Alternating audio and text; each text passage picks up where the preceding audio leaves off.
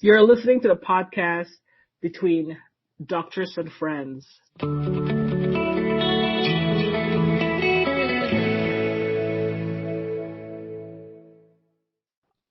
Welcome to another episode of Between Doctors and Friends. We've got a juicy episode today. We'll keep it short. We'll make it fast. How are you, Dr. Ray? How was your week? It was good. Nothing too out of the ordinary. I did a 24-hour shift yesterday, so I got home around 7:30 a.m. this morning. Wow. So, just having a lazy day at home then to recover. Oh, so you were working last night? Yeah. How many babies did you deliver? I did 6 deliveries in 24 hours. Oh my. Wow. Yeah. Wow. Yeah. So not too bad. Not too bad. Well, it's 11 o'clock on a Sunday morning as we record this, so you are pretty strong. Did you take a nap when you got back?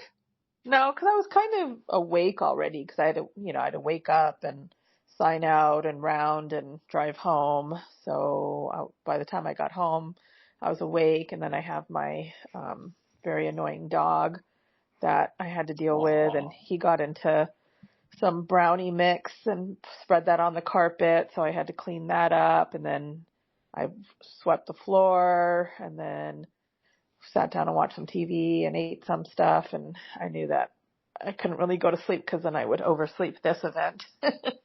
Oh, we've got some juicy stories. So I'm going to go jump to Dr. Foz. How was your week? How are you doing this morning?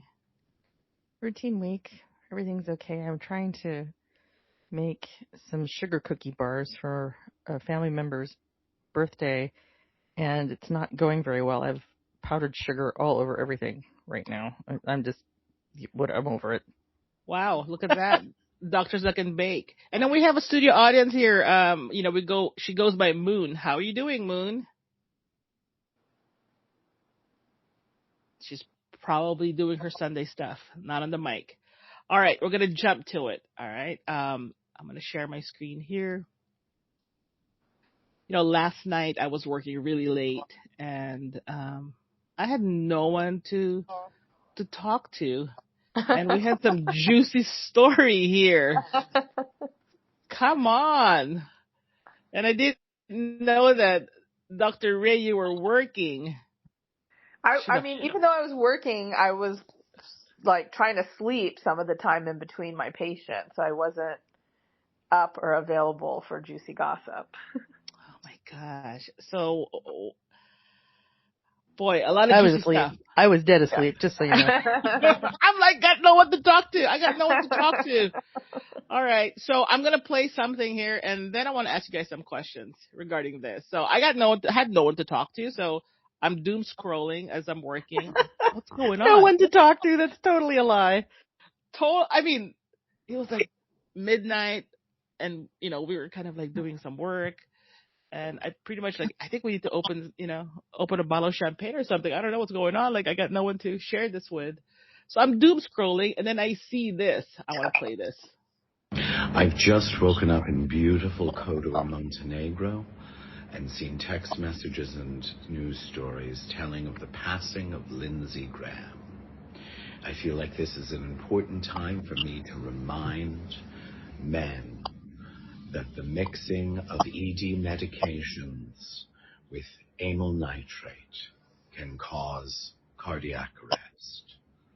I'm also reminded of a very famous Betty Davis quote at this moment. If you know, you know. All right, let's go back to this. I want to ask you guys about this ED medication and whatever, the nitrate. Oh, I think he was making a joke. Yeah, I know. Is that something? Is that? Oh, yeah.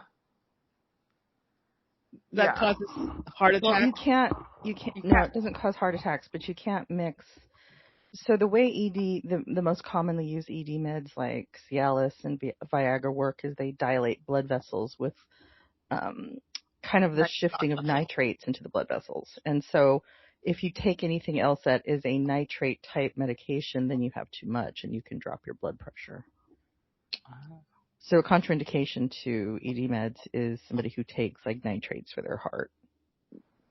Got it. And I know we have like the Lindsay Lohan story in front as we're talking about this, but No. and I'm just saying, Lindsey Graham. I'm sorry. What did I say? Lindsay Lohan. Lindsey Graham, not Lohan. Graham.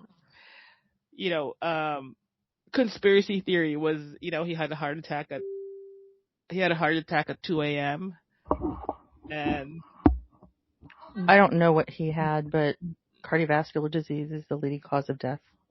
yeah. So he's a 77-year-old guy. 71. That's Okay, what 71-year-old guy. Uh-huh. So if somebody said, hey, what did he die from? If it wasn't like something obvious, then cardiovascular disease, like a big heart attack, is definitely in the running. I don't know. You're too serious. The juice about it is that it's 2 a.m. and who called 911 when he lives alone? That's just that happens. He could have. That happens. Yeah.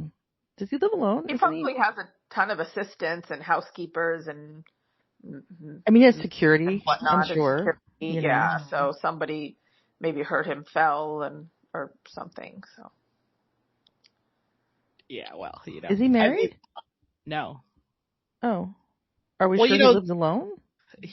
I don't know if he lives alone, but there's, okay, I'm just being juicy here, because they call him, Lady, what did they call, Moon, what did they call her? They have a term for him, like Lady G, that's it. Okay. So he's a closeted gay. Oh, sorry, I put it in the chat. There you go. And so, is that thought about him? I don't know. Oh no, yeah, that's a big kind of open secret. So they just got juicy, right? Yeah. Of course, it's all allegedly. It's alleged, but they're saying possibly taking some whatever they take to perform or something. It wasn't necessarily cocaine. No. It was something else. I hadn't seen it before, but it's something that I think in the gay community they use. Like poppers? Yes, poppers. Yes, that's the word. What are those? I think that's the amyl nitrate. And that's I think it's for VCR cleaner or something. I don't. VCR cleaner or something. I have like it's because somebody said, where are they still getting this at? Because it's so old. I don't know. This was a terminology I hadn't even heard of this one before. So yeah, I don't really the whole but it was poppers thing stuff. I don't know. I'm not. Wow. I don't know. And so like the poppers I get from Chinatown that you throw on the ground. Not that kind of poppers. Not that kind of poppers. Not corn poppers either. That's also not what we mean. No, like No, it's like they inhale it. Yes.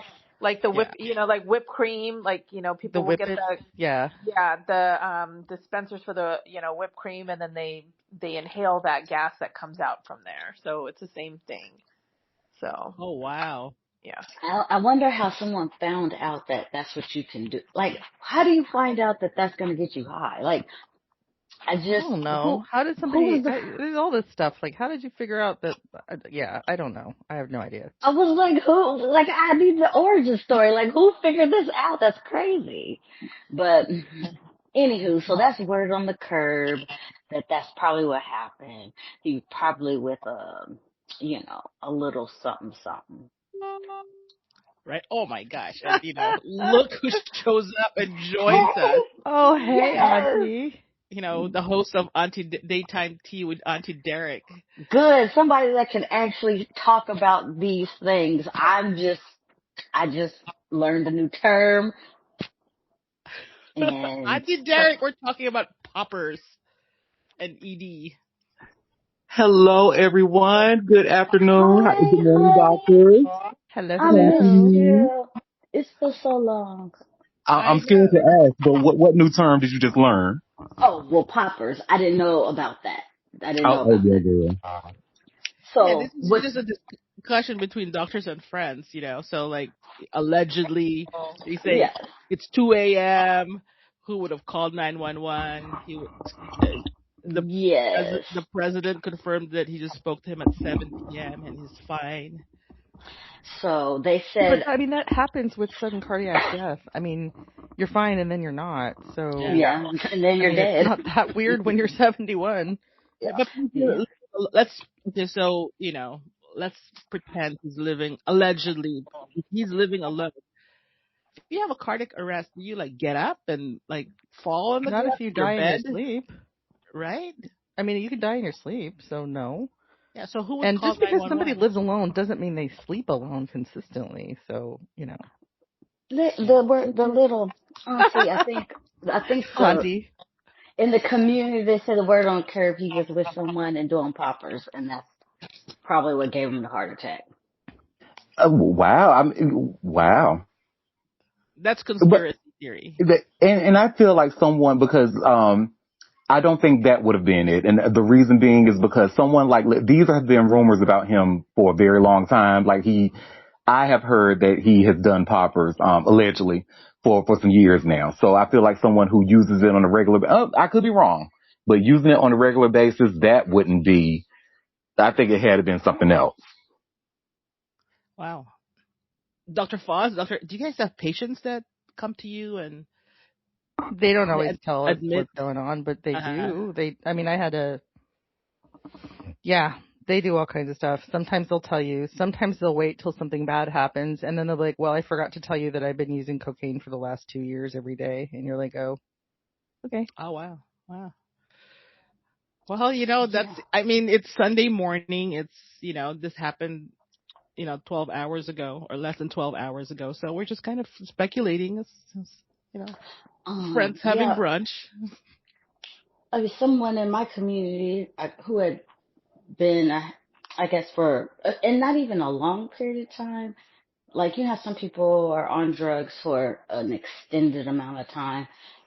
But I think if you do those type of drugs, and then maybe possibly have any type of ailing health or you don't know, but like cocaine and stuff in the long run could mess up your heart, right? Like Oh, yeah. Big time. that. I learned something Yeah, about whippets that I didn't know fairly recently either. Those can also really mess you up. Don't do that stuff, guys. yeah, What's that's with what it? air, like sucking That's those whipped air. cream canister nitrous oxide, I So think, like, if I give things. my little nephew whipped cream, straight from the can. No, No, it's no, Okay, no, okay. no. empty. It's empty. Oh wow, The wow, gas that comes out after all of that stuff. wow. So what are the effects of that, Don't get me to Like, lying. I what don't know. do you mean? Dr. Foss? So like someone that kind of uses whippets, like what happens to them typically? They get higher than a kite for a little bit. Oh, okay. I mean, that's the whole point of any of this stuff, right? Everybody wants something to bring your brain into an alternate reality. Yeah, and I hear it's a short high too, like very short. Just like poppers is that only, yes, and I'm speaking from experience, Auntie used to live back in the day. And that's probably, maybe a 10-second rush, if that. Oh wow, that is quick. All right, let's move on to another story because this is a story that kind of confused me. Mitch McConnell. Oh, yeah. Okay. So if you could just enlighten us from, like a doctor's point of view, um, if his brain dead, um, no one from the Well, hospital can if say he's anything brain about dead, that. he's brain dead. There's no coming back from that. So brain dead means your brain is dead. It's no longer doing anything, but your heart is still beating. And, so there's no recovery from that. Can they bring him home? No. So brain dead is not a persistent vegetative state. That's the difference.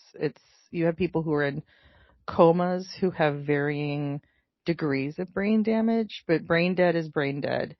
in some places, once you're declared brain dead, your family does no longer have the right to make decisions for you. You are dead. Dead people do not have any rights, and so they can go in and take you off the ventilator and unplug everything, and that's it.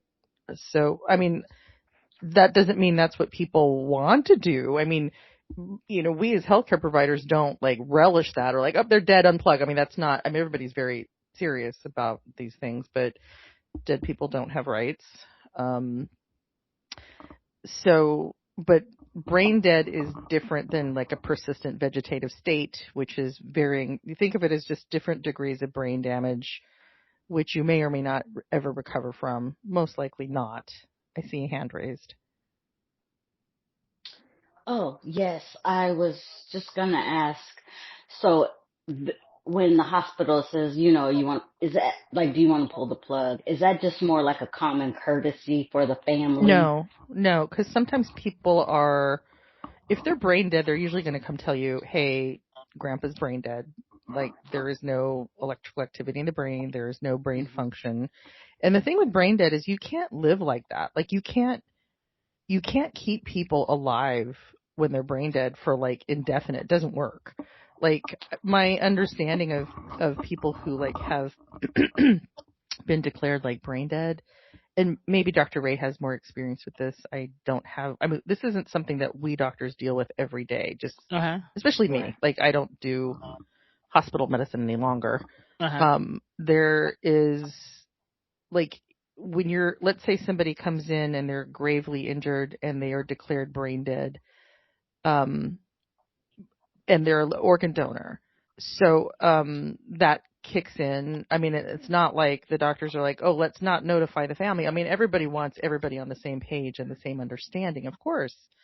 But when the decision is made to proceed to organ donation and people are kept on, ventilators and pressors and fluids and all these things to keep, circulation going so that you can, maybe use somebody's kidney to save somebody else's life, or transplant the heart and save somebody else's life with that, with that life-giving donation. It's very hard to do that. And from what I understand, like, their labs are like everything starts to fall apart, like, and you can't maintain them like ongoing. So that then for those doctors, and I'm going back to an older story, in Georgia, they kept that woman alive to bring the baby to term. But I think the baby has disabilities because of that. Would that have, because she was brain dead, like she wasn't. Was she fully brain? See, I don't know that. I don't know. And there's these gray zones too. There's a whole other story that is way too long that we could go into at another time about this. But like, I don't know. Like, it's very hard to keep them going. It's not like, okay, we'll just put the breathing thing in and put a urine tube in and just feed them intravenously and just give them oxygen and, they'll be fine. It's not like that. Well, I don't look, and that's all now. I don't know if she was completely brain dead, but she was not going to survive, and then they wouldn't let her pass. They made her to help the baby survive. But I don't know, like, I think, remember, there's different degrees of severe brain damage of which you can't recover from, but the brain might not be completely dead. Does that make sense? Wow. I think the case in Georgia, she was completely brain dead, and they kept her, I think she was like 14, 15 weeks when it happened, and they kept her alive for like 3 months until the baby was considered viable. And I think she went into labor on her own, preterm labor, and delivered a very premature baby. And, very premature babies have multiple complications and can grow up with disabilities and everything. And wait. Say it again. She delivered the baby on her own, being brain dead. Well, her body, the labor started spontaneously. Yeah. Wow. Okay. So they did all of this. Yeah. To basically give the baby to the grandmother with disabilities. Like, hey, here you go. Right. And that baby, the cost of all the health care that baby will need, and the time and everything that that child would need is going to be millions and millions of dollars.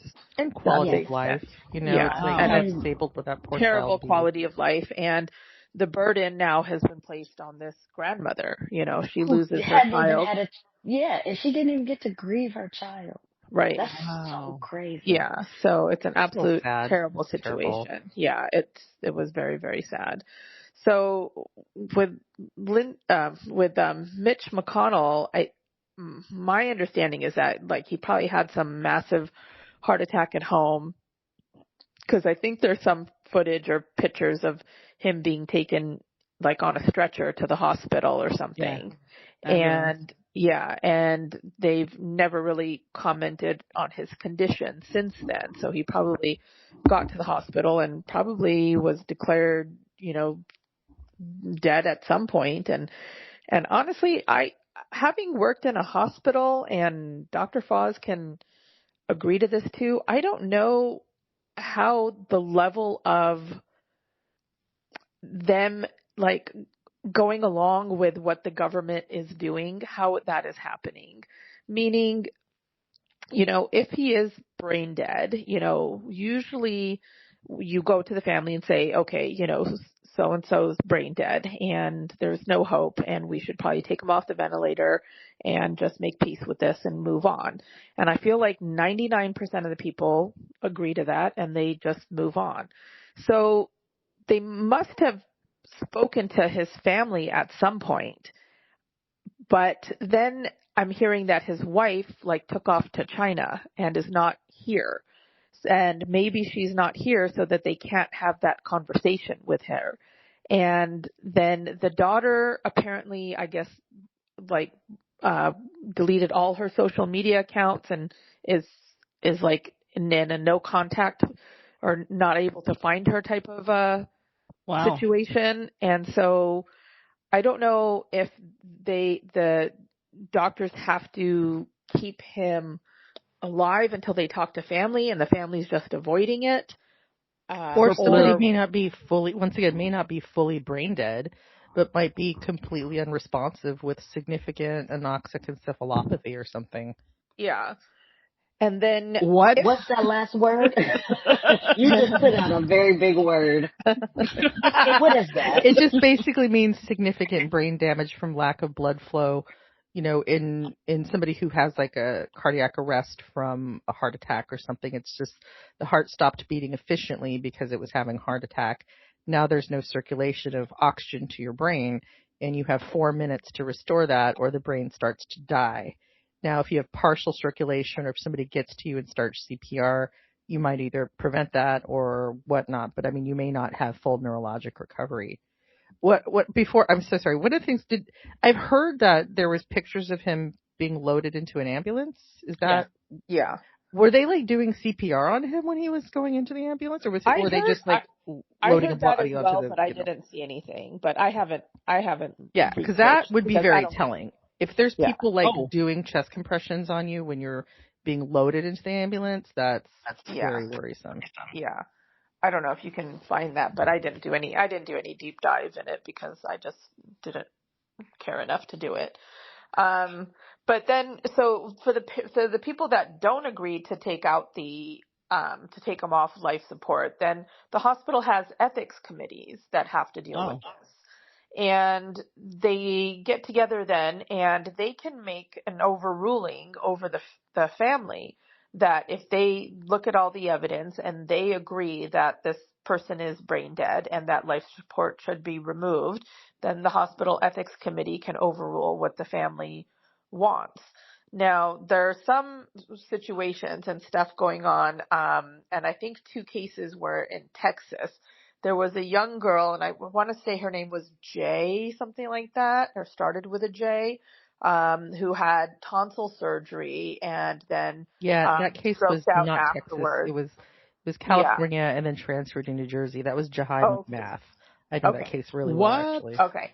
So yeah, and so they kept her, even though she was brain dead, the family fought and kept her alive and transferred her to New Jersey where some facility agreed to keep her there. And I think she's just she's on a ventilator. She's unconscious on a ventilator, and that's her life because I the think family she can't let died. go.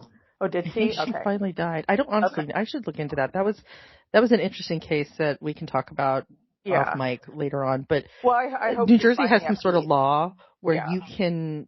you can protest the diagnosis of brain death on religious grounds or something like that and override everything. Yeah.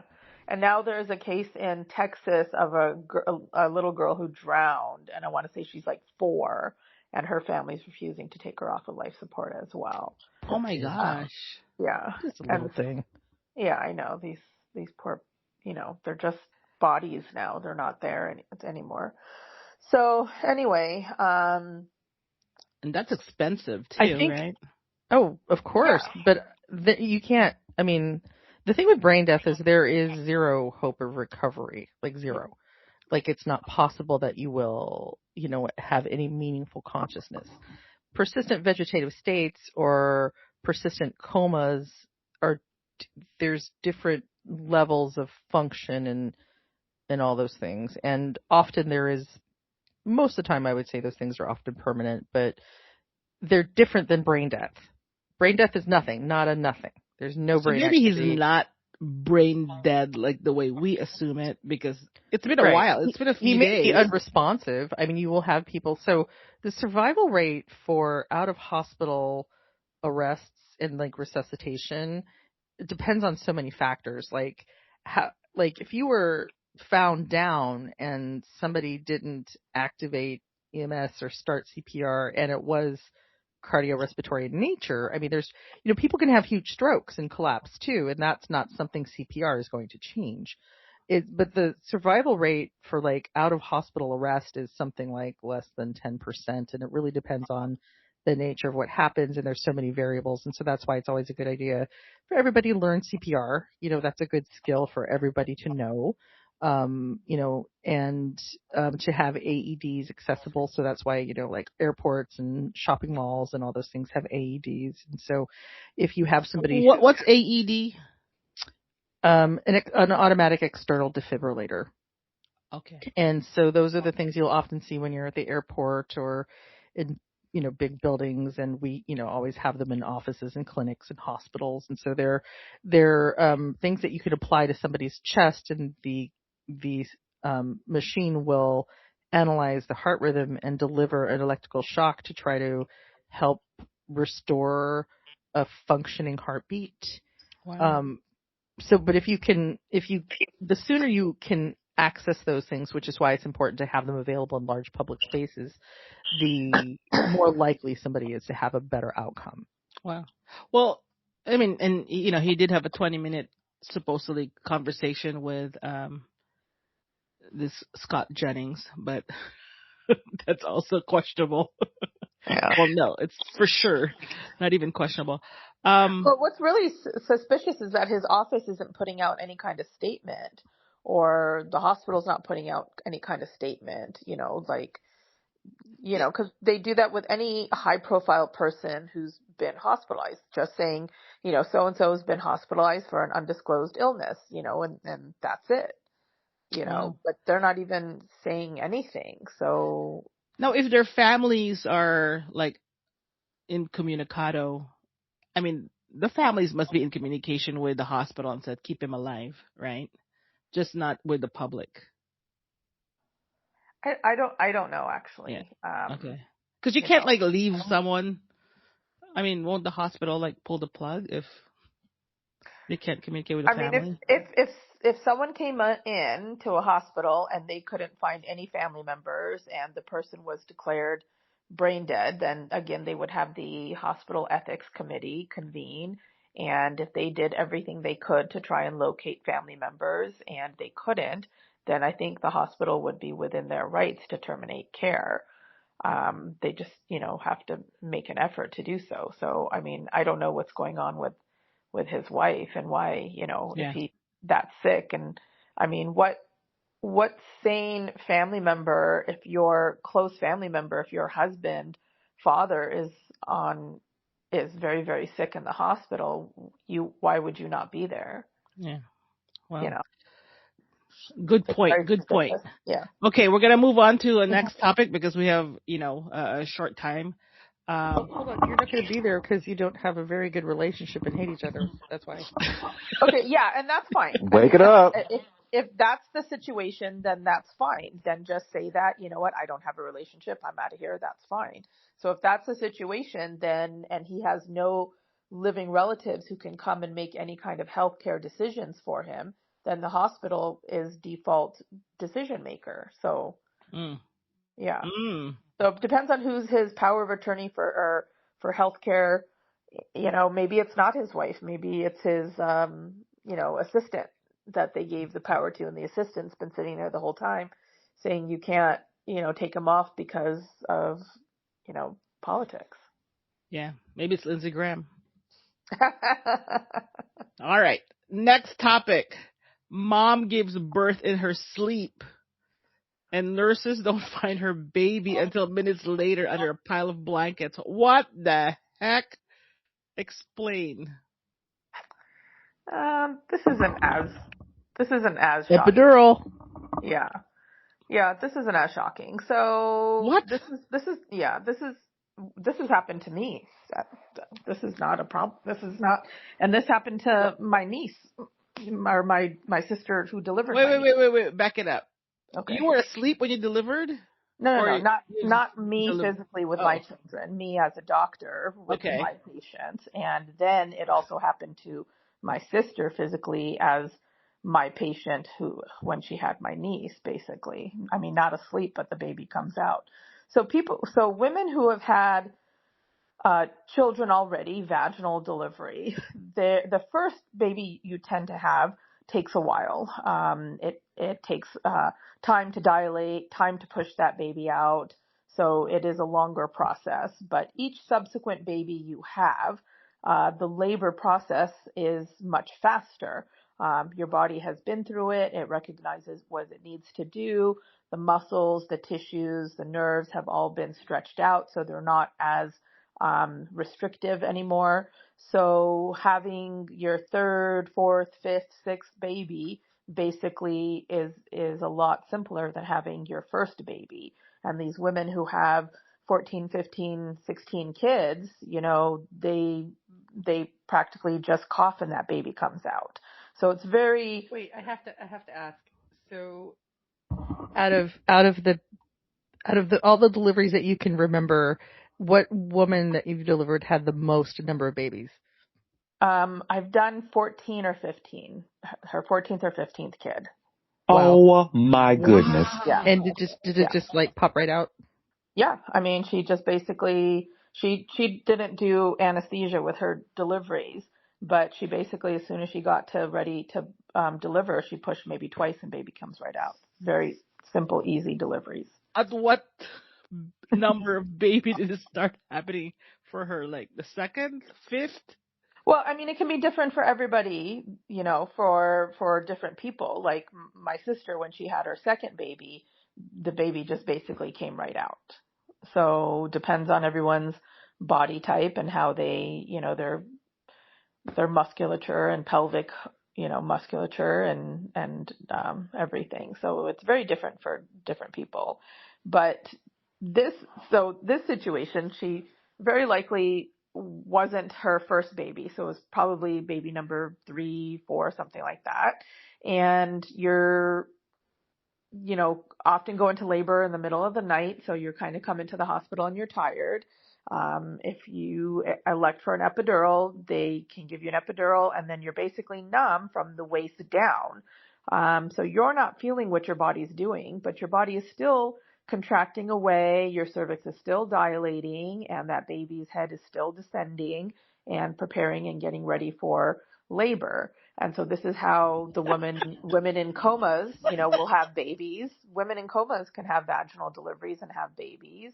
And this is how it sometimes happens. And so oftentimes, we'll check a patient right before she has an epidural and say she might be like 3 or 4 centimeters. And then you give them the epidural and they kind of take a little nap and rest a little bit. And then you go back a couple hours later to check them and they're already completely dilated, ready to have the baby. So what likely happened in this situation is that she got an epidural and she took a nap and she dilated, and because she's what we call a multiparous patient, meaning that she's had more than one baby before, that the baby was probably on the smaller side, that her body, pushed the baby out, which it's meant to do. It contracts, the uterus contracts to expel the fetus, and it expels the baby.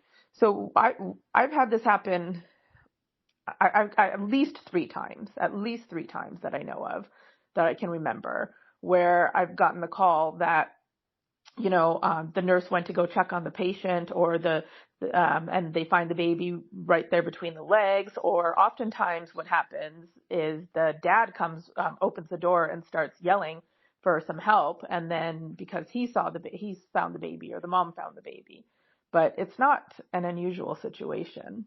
Wow. It happens. I'll say that Your it happens. It's not expression normal. to our host's expression. I've been laughing my butt off on mute over the looks on your face. Oh my God. I'm like grossed out and shocked at the same time. Yeah. Okay. Yep, obviously. Is it cheaper? Is it cheaper for her? Oh my gosh, no, please. Yeah, right. A doctor still has to get paid. Yeah. Everybody has to get paid. But that's how people end up having babies in cars, like trying to get to the place. Yeah. The baby's like, The we're babies, sliding right on out. they come when they want to come. You can't hold them back. You can't stop it. So yeah, exactly. That's why they have them in cars. That's why they have them in, lobbies, or, their I had houses. a patient who was in line at a fast food place, and then her baby fell out. Just fell out. And she was fine, and the baby was fine. Wow. Okay, I have like a few minutes for this topic. I just want to ask you, Dr. Ray, could you guide us on how can I tell if a woman is pregnant versus, maybe she, has belly fat. Overweight. I mean, like what's the telltale? Okay, I'll give you a background. I met someone this week, and she looked pregnant. But I didn't want to say anything because many years ago, I went to the DMV and I thought she was pregnant. I asked her, like how many months? And she gave me like, the angriest look. So I learned not to say anything. I don't think there's a way to fully tell. I mean, if obviously someone is slim to normal weight, normal body habitus, they have a very, clear belly. They often walk with a little, waddle a little bit, or they are holding their back, so you can kind of see the way that the mom stands and the way that she walks and behaves. But if someone is obese or even morbidly obese, a lot of my morbidly obese patients at 9 months don't look pregnant at all when they walk in. I can't tell that they're pregnant because they're obese. They have large belly fat, and it hides the pregnancy.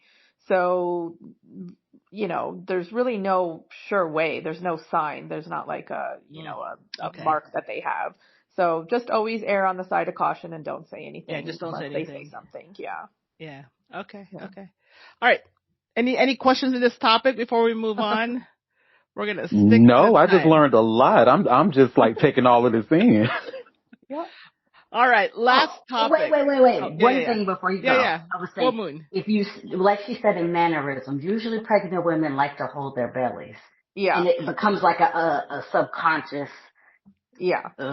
Also, they rub their belly, right? Yeah. They just hold it or rub it. Yesterday, and she was a slim woman who was clearly in the later stages of pregnancy, and she was like walking in front of my car, like, and she was just rubbing her belly like it was a bowling ball. Yeah. Got it. Okay. Because get back in the car, and I'm like, I think she's pregnant. Yeah, she's pregnant. Why did you say anything? I'm like, I don't want to say anything because I got into trouble many years ago. Yeah. I think it's, there's some changes that you can maybe spot and stuff, but I would say it's more behavior. But if they're heavy, then it's going to be harder to tell. Got it. Okay. Thank you, Moon. Thank you, Dr. Ray. Okay, last topic. I've been wanting to ask you guys this. Let me just reject this. Cyclopedia. Gross. psoriasis outbreak. What's going on? And because I'm reading Cyclosporiasis. this, and then I had Vietnamese food last Friday, and I had salad. I was like, what's going on? Enlighten us. Okay, it's cyclosporiasis. Okay. So, but Cyclosporiasis. I haven't heard about this. But is this what's giving, like, there's a explosive diarrhea issue that's going on across the U.S.? Yeah, Is this and what's it's giving like, that? yeah, Okay. it's like many months of it. Oh, okay. I mean, you can have outbreaks of, E. coli and salmonella and whatever type of bacteria on all food. So it's always a good idea to, wash your food well, wash your hands well, and eat only at trusted places and trusted sources. So, it's not uncommon for food to This get, is why health departments exist. yeah, it's not uncommon for food to get infected with something. So it's all food, any food that we buy or eat out or anything like that, even food that's grown in your backyard garden could get infected with some bacteria. So you just have to, if you buy fresh fruits or vegetables, just wash them really good before you eat them. And if you go out to eat, just make sure you're going to somewhere that's, a reputable place, with good, following good rules of health, Right? hygiene. Yeah. Yeah, Okay. cyclosporiasis it's a intestinal. I think it's a protozoa, and so it's Oh not my really gosh, a bacteria. protozoa for my high school biology. Okay. Yeah, but it's something that I think only humans are the host. I don't think this is spread through like bird droppings or wild animals or something like that. And I don't think it's spread from human to human. So if you have somebody who has this in your household, I don't think you can transmit it to them, unintentionally like you might with like norovirus or something that's more infectious. And Have you it's had cases? what's that? Have you had patients with this? Because it's in Not California. recently. I Okay. have not, and Oof. I'm in other parts of the country, as you know, Uh-huh. and but there's been, I think, an outbreak. I think it's like mostly in Michigan, Yeah.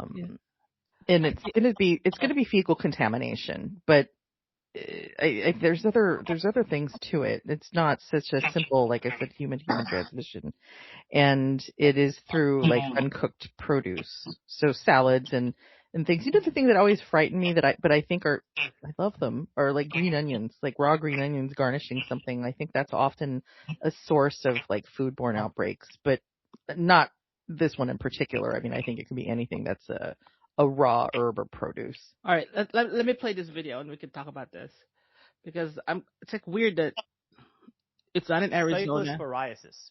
If you've heard of it, you know this is about to get disgusting. An outbreak of the parasitic infection has sickened more than 1,200 people in Michigan alone. And in neighboring Ohio, there are more than 500 cases. Cases of the foodborne illness are rising too in other states. More than 24 have active investigations. Here's what you need to know. 1. What is cyclosporiasis? Well, it's an intestinal illness caused by the Cyclospora cayetanensis parasite. It's not fatal, and not everybody who gets cyclosporiasis will have symptoms, but those who do face severe and unpleasant side effects. And apologies in advance if you're squeamish, may experience bouts of frequent and explosive diarrhea that could last from a few days to more than a month. That's along with nausea, fatigue, and bloating. 2. How does this gnarly parasite spread? Cyclospora is transmitted through consumption of food or water that is contaminated with feces.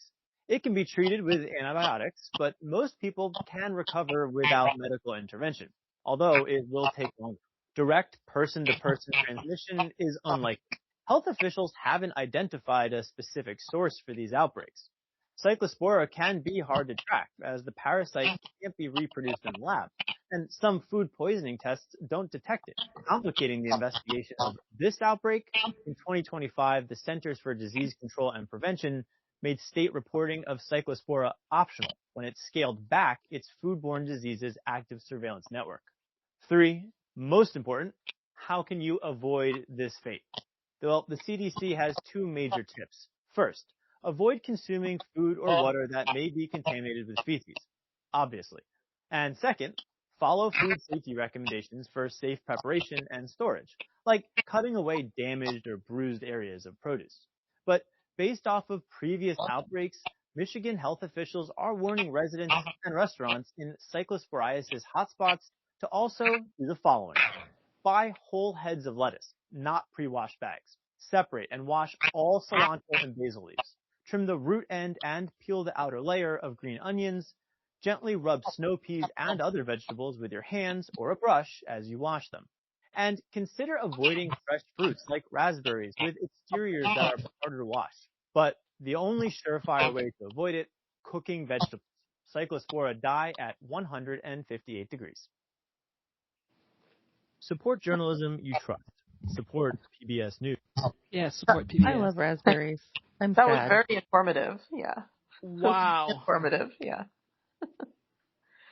Yeah. So just exactly what he said. You know, you have to clean. I mean, this is something everybody should be doing anyways. Always wash your fruits. Always wash your vegetables. Always wash your hands, just to avoid any type of foodborne illness. So you just need to be a little bit extra careful right now. You know, and just make sure that you're, you know, handling the food properly. UVC light. Wow. So like, Yeah. gosh, that's a month of diarrhea. I mean, Yeah. Yeah. what does that do to you? I mean, It's going to wear you out. Yeah. oof. It's gonna make I you. thought it was funny that he was like, excuse me if everybody gets squeamish, but we might have diarrhea. I'm like, really? Just talking about diarrhea is enough to trigger you? Then you need to develop a thicker skin, my friend. Let's talk about women No. giving birth while There they're are asleep. so many sensitive people out there. So yes, if you talk about anything like that, like they will get very offended. Again, need a thicker skin. Also, wash your hands. A lot of people Yeah. don't like to wash their hands. Yeah. Yeah, they said that even if you keep the water, like you put vinegar, clean the lettuce, it doesn't clean it out. It's just like crazy. And wow. Yeah. All right. So you just have to be more careful. I mean, there's nothing, and if they can't find the source of the outbreak, then they can't, stop it. So they just have to control, what the handling of the situation is. And so that's all you can do is just either I wonder, avoid those types of food. does freezing kill it? Like if you buy frozen raspberries? I'm sad. I want some Well, raspberries. damn it. I just had like farmer's market blackberry last week, but I'm good. Yeah. Okay. Well, so I'm good news is stay away from salad for a while. That's terrible news. Well, I this love. is in Michigan. It's not even in all parts of the country. So No, it's spread. I saw in California where I am. It's not in Arizona. There's like a map of like it's been spreading. Gross. Yeah. So Yeah, I want very gross. Again, if they can't figure out what the source is, then they're not going to be able to stop it. So Right, and that's need what to be happens careful. when you take away inspectors who are, Right. funding. We need funding for that stuff. The FDA, the true. USDA, the At CDC. this point, it ain't even funding; it's people. They got rid of all the people. Yeah. Yeah. Yeah. Yeah. Which is So sad. so whatever state you live in, you just need to be, careful. But again, like I said, this is stuff that you should be doing always. You should always wash your hands. You should always wash your fruit. Oof. Well, that concludes this episode. It's a quick episode. Any closing remarks? No, I think that's it. Yeah. Have a fabulous week, everyone, and stay safe. Yeah. Wash your hands, and if you're pregnant, try to go to sleep. Go to sleep. Oh. I do tell my patients that, once they kind of get the epidural and once, they're kind of comfortable, we tell them to try and lay down and rest and sleep, because once the time for pushing comes, it can take a lot of energy and take a lot of work. So you want to kind of rest now before you have to put in that work. a lot of pregnant people like will come in with, they'll have like 15 people in the rooms with them, and sometimes we just kind of say to them very discreetly, like maybe you should ask some of these people to leave so you can rest, because, you're going to have, a lot of work coming up. That's why they call it labor. You're going to have a lot of, physical labor coming up at some point. So you want to get your rest now. So we do encourage all pregnant women to sleep. So for sure. And plus, Gives me once the baby's there, flashbacks. you'll never sleep again, ever. Exactly. Never, Yeah. ever. At least 10 years. This Yeah. gave me a lot of flashbacks. A lot of We have flashbacks. two people that can relate to this. All Yeah. right. Yeah. Stay tuned to next week. Okay. Bye. All right. Bye, Bye, everyone. everyone. Bye-bye.